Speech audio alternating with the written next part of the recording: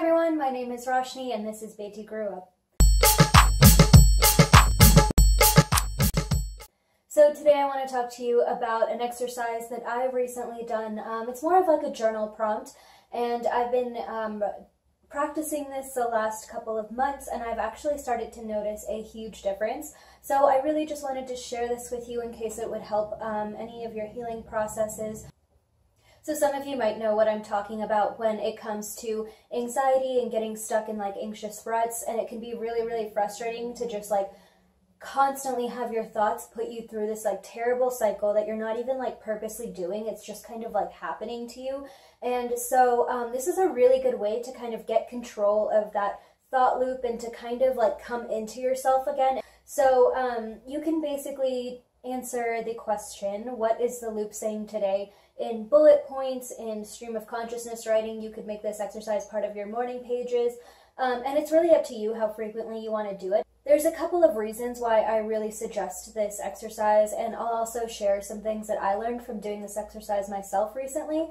So the first way that this exercise will help you is actually that it'll help you step outside of your current fears and your current anxieties, and it'll also help you stay present and mindful. Sometimes I feel like our anxieties are trying to tell us something, and sometimes I feel like it's just how our brains work if we are diagnosed with a certain kind of anxiety. So it's definitely a mix of both, but I've noticed that when I'm truly like living in tune with what I want and what I desire for my life, my anxiety kind of starts to like mellow out a little bit. Like it's not completely gone because it is a condition that I have, but it's something that I at least feel like it's not completely in control of me. And so just being able to jot down like what your fears actually are kind of helps you feel like maybe you didn't forget it, maybe you can use that for some self-exploration later, but it's not going to have to completely control you and take over your whole life right in this very moment.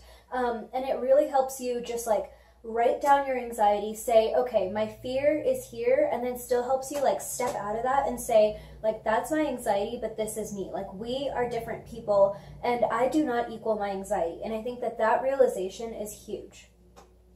The second way that I hope that this helps you is that it also begins to help you kind of get to the root of your fears and help you figure out where to start your healing. So for a lot of people, and for me included, a few years ago, I didn't really even know that I needed to heal or what I needed to heal from, but I did know that I was in pain, that I didn't always feel great, that I would go through spells of, you know, having panic attacks and being really depressed and being really anxious and socially awkward, and all these things were kind of piling up, and I always felt like I didn't know how to manage it all. And so this writing down, you know, what is the loop saying today, really helps you kind of figure out like, okay, are all my fears completely different? Am I thinking of the same situation over and over and over again and just beating myself over the head with it? Am I thinking about something that I'm regretting? Am I thinking about something that hasn't even happened yet and I just catch myself making up all kinds of scenarios?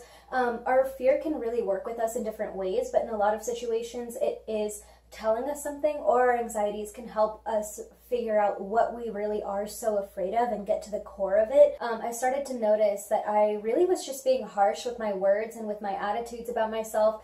And so one of the things that I learned in doing this exercise was just to take a step back and to really forgive myself and to kind of give myself that space to grow and not be so hard on myself. So because of that, I've actually developed a mantra recently. The mantra is only 4 words. It's just be gentle with yourself. And when I, you know, really start getting in my head and I start having, you know, my anxious thoughts again, I kind of take a step back, and that is now what comes to my mind instead of just beating myself over the head with all these different thoughts and insecurities. And so I just kind of remember like, okay, be gentle with yourself, like slow down, take a deep breath, like yes, all of these things might be totally valid, but there's no reason in like carrying it over and just like continuing that loop over and over and over again. And sometimes it's really impossible or really difficult to help, but just having a few words that you tell yourself, or just coming up with something that this exercise has helped you create based on your personal